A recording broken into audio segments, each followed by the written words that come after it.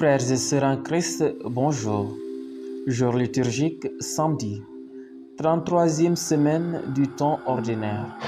Nous fêtons Saint Clément Ier, pape et martyr. La couleur liturgique est le rouge. Première lecture. Ces deux prophètes avaient causé bien du tourment aux habitants de la terre. Lecture de l'Apocalypse de Saint Jean. Moi, Jean, j'ai entendu une voix qui disait: les deux témoins chargés de prophétiser, ce sont eux les deux oliviers, les deux chandeliers, qui se tiennent devant le Seigneur de la terre. Si quelqu'un veut leur faire du mal, un feu jaillit de leur bouche et dévore leurs ennemis.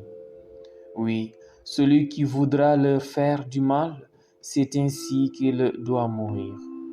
Ces deux témoins ont le pouvoir de fermer le ciel pour que la pluie ne tombe pas pendant les jours de leur prophétie. Ils ont aussi le pouvoir de changer l'eau en sang et de frapper la terre de toutes sortes de fléaux, aussi souvent qu'ils le voudront.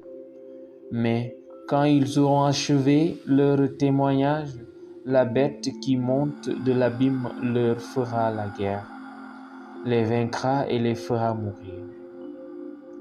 Leurs cadavres restent sur la terre de la grande ville qu'on appelle au sens figuré Sodome et l'Égypte, là où leur Seigneur aussi a été crucifié. De tous les peuples, tribus, langues et nations, on vient regarder leurs cadavres pendant 3 jours et demi, sans qu'il soit permis de les mettre au tombeau. Les habitants de la terre s'en réjouissent, ils sont dans la joie, ils échangent des présents. Ces deux prophètes, en effet, avaient causé bien du tourment aux habitants de la terre. Mais après ces 3 jours et demi, un souffle de vie venu de Dieu entra en eux. Ils se dressèrent sur leurs pieds et une grande crainte tomba sur ceux qui les regardaient. Alors les deux témoins entendirent une voix forte venant du ciel qui leur disait: montez jusqu'ici. Et ils montèrent au ciel dans la nuit sous le regard de leurs ennemis. Parole du Seigneur. Psaume. Béni soit le Seigneur, mon rocher. Béni soit le Seigneur, mon rocher. Il exerce mes mains pour le combat. Il m'entraîne à la bataille. Il est mon allié, ma forteresse, ma citadelle, celui qui me libère.